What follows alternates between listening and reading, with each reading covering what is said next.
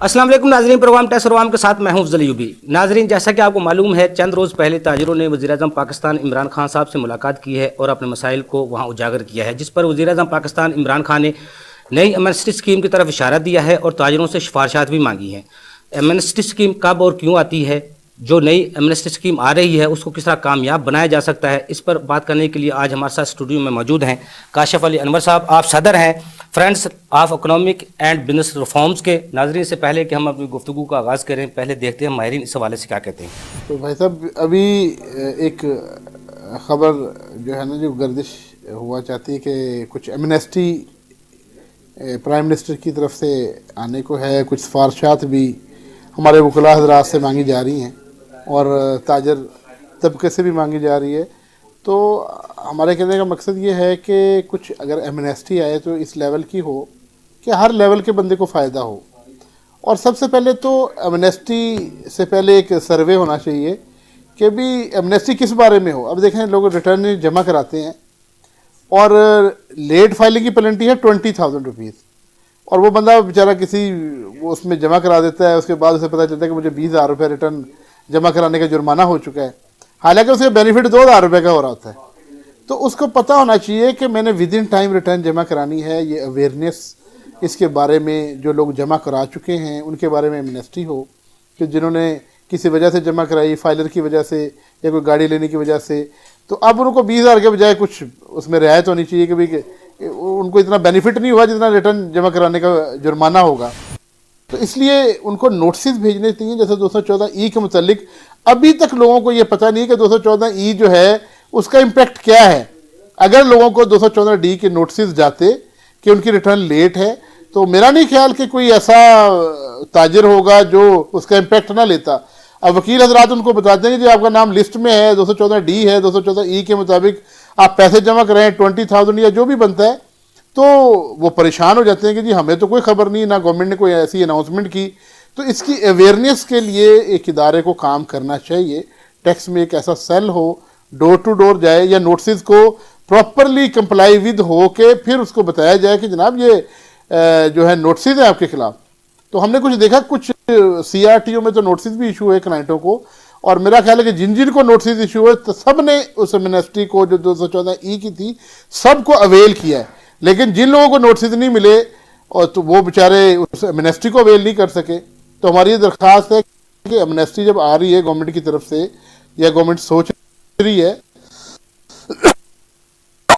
तो इस बारे में हमारी इल्तमास है कि इन सारे पहलुओं को मलहूज़ खातिर रखा जाए। टैक्सेशन मैटर से रिलेटेड मौजूदा गवर्नमेंट की पॉलिसीज, ख़ास तौर पे वज़ीर-ए-आज़म साहब की वो बयान जिसमें उन्होंने ताजिर कम्युनिटी से, चैम्बर ऑफ कॉमर्स से और अदर कंसर्न बॉडीज से सिफारिशात मांगी हैं ताकि उनकी रोशनी में हमारे मुजवज़ा इनकम टैक्स, सेल टैक्स कवानीन में इस तरह की तरमीम की जा सके जिनसे ना सिर्फ रेवेन्यू में इजाफा हो बल्कि लोगों की सहूलत के लिए बेहतर अंदाज से लेजिस्लेचर भी की जा सके।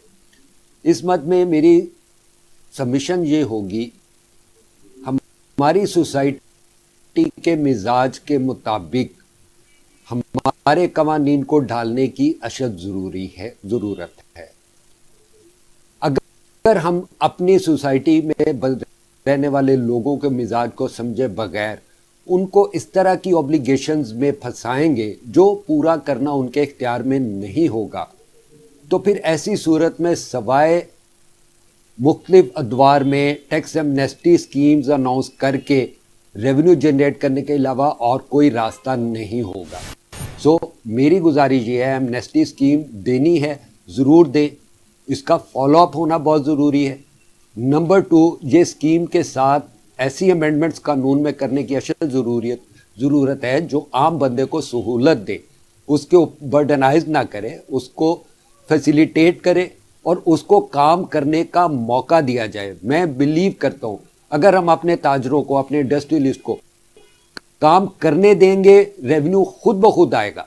लेकिन अगर हम उनको बंदिशों में बांध देंगे तो ना रेवेन्यू आएगा ना वो काम कर पाएंगे, और ये किसी भी तरह पाकिस्तान की इकोनॉमी के लिए बेहतर नहीं होगा। जी काशिफ अनवर साहब, आपने हमारे माहिरीन की राय भी जानी।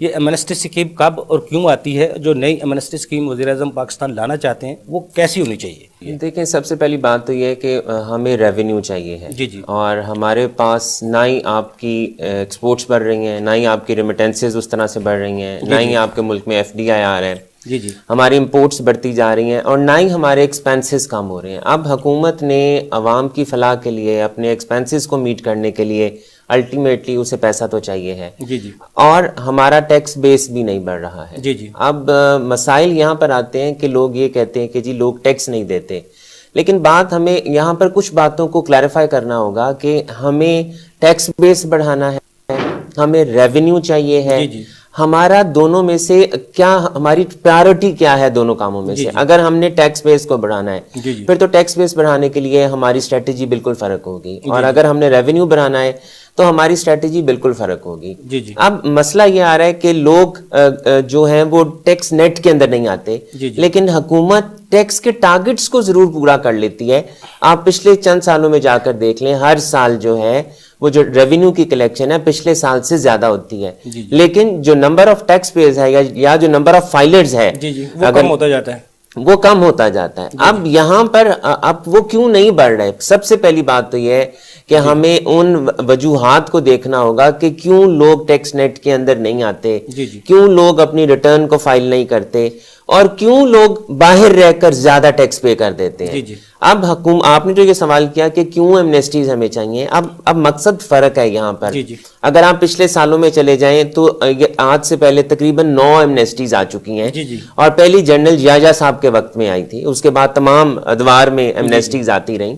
میں پچھلی 4 سے 5 ایمنیسٹیز کی بات کروں گا۔ اگر آپ 2013 میں چلے جائیں تو وہ ایمنیسٹی آئی تھی آپ کے آڈٹ کی ایگزمپشن کے لیے۔ آپ اگر 2014 میں آ جائیں تو وہ ایک آپ کو وہاں ایک بینیفٹ دیا گیا تھا کہ آپ پچھلے 5 سال کی ریٹرنز ڈال لیں، آپ کم از کم ہر سال کا آپ 20 سے 25 ہزار روپے ادا کر دیں اور آپ ایمنیسٹی کو اویل کر لیں۔ اس کے بعد آپ 2016 میں آ جاتے ہیں۔ 2016 کی ایمنیسٹی صرف ٹریڈرز کے لیے آتی ہے۔ فائلر نان فائلر کے جو ایشوز اٹھایا تھا ساگدار صاحب نے، اس کی وجہ سے وہ ایمنیسٹی آئی تھی۔ وہ دیکھیں، وہ ایک ایمنیسٹی آئی، وہ ٹریڈرز کے لیے آپ نے ایمنیسٹی دی، اور اس میں صرف کیپٹل وائٹ ہو سکتا تھا۔ اس کے بعد آپ کی 2018 میں آئی، جو آپ نے ڈیکلیریشن آف ایسٹس کیے، چاہے وہ آپ کے پاکستانی تھے یا جو پاکستان کے باہر پراپرٹیز تھیں۔ اب ان چاروں جو یہ ایمنیسٹیز آئی ہیں، ان کے مقاصد فرق ہیں۔ پہلی آڈٹ کے لیے تھی، دوسری آپ کی پچھلی ریٹرنز کے لیے تھی، اگلی اس کے بعد جو آپ نے دی وہ ٹریڈرز کے لیے تھی، اس کے بعد آپ کی کیپٹل کے لیے اپنی تھی، جو ایسٹس آپ کے پاکستان میں یہ ہیں۔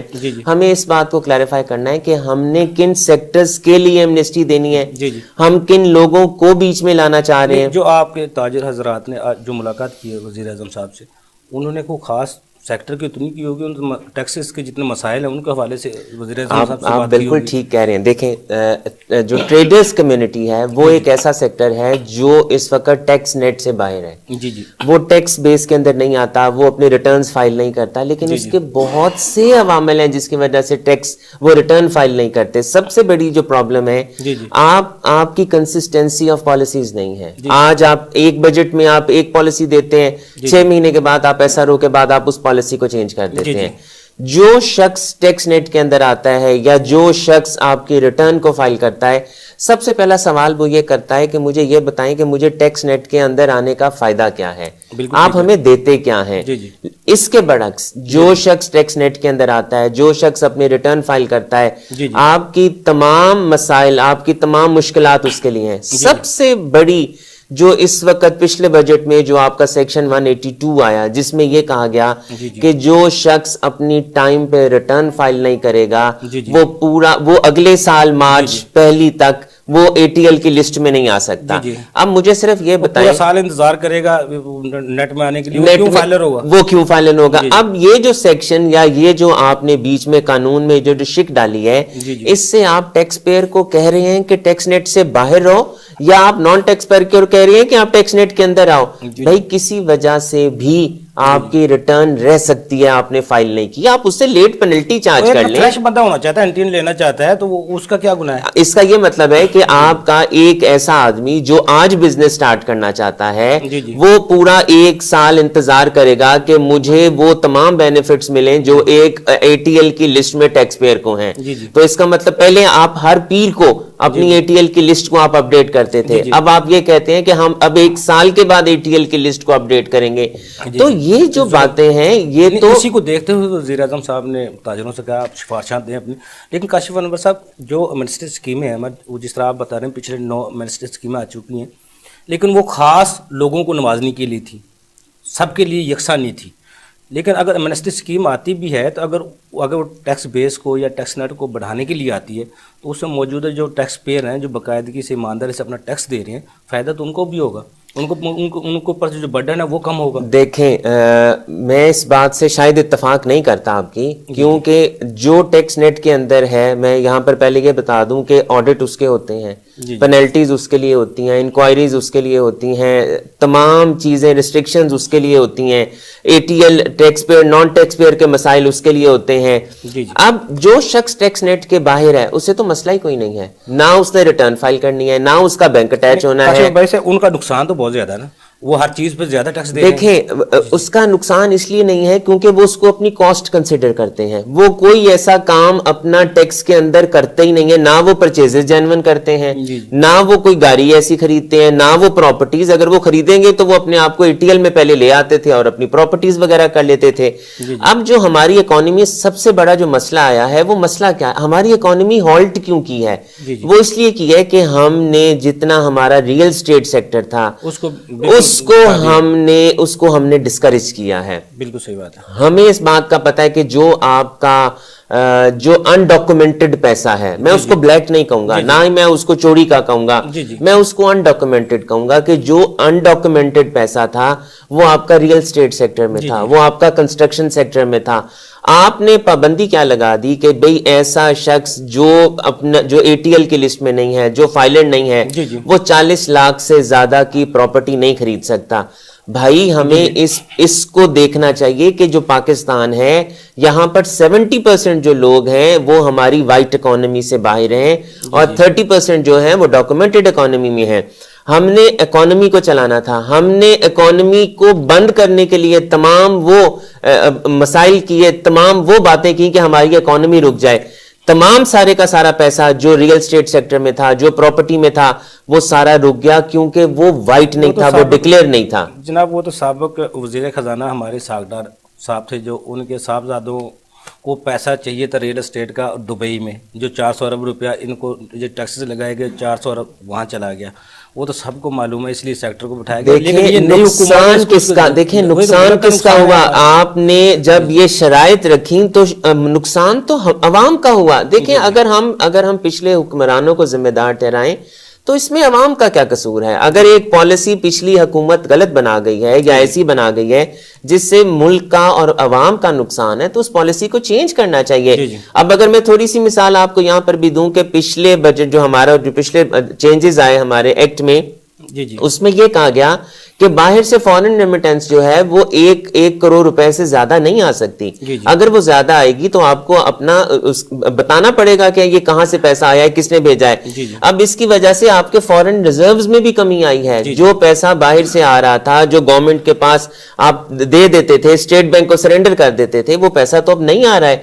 ہمارے جو is one of the reasons جو آپ کا شارٹ فال آ رہا ہے فورن کرنسی کا, وہ اس وجہ سے بھی آ رہا ہے. اب اگر ہمیں اس بات کا یہ پتہ چل گیا ہے کہ اگر ہمیں اس پروویژن کو یہاں ختم کرنا ہے 40 لاکھ والی کو, آپ ضرور لیں, آپ ضرور پیسے لیں, آپ ان سے پیسے فالتو لے لیں, لیکن ریسٹرکٹ تو نہ کریں. آپ اپنی اکانومی کو چلنے دیں. یا اس طرح ہم نے 0.6 لگا کے وہ ٹرانزیکشن پہ بینک سیکٹر کو بٹھایا, پھر ریئل اسٹیٹ کو بٹھایا, پھر فارن کو بٹھایا, تمام ایسے کام کیے گئے جس سے اکانومی کو نقصان پہنچا. اور ابھی ہم اگر ٹریڈرز کی بات کر رہے تھے تو میں جو بہت مزیدار بات ہے آپ کو یہاں پر یہ بتاؤں کہ ٹریڈرز کا جب ان کی ٹرن اوور 1 کروڑ روپے سے اوپر جاتی ہے تو انہیں منیمم ٹیکس لگ جاتا ہے.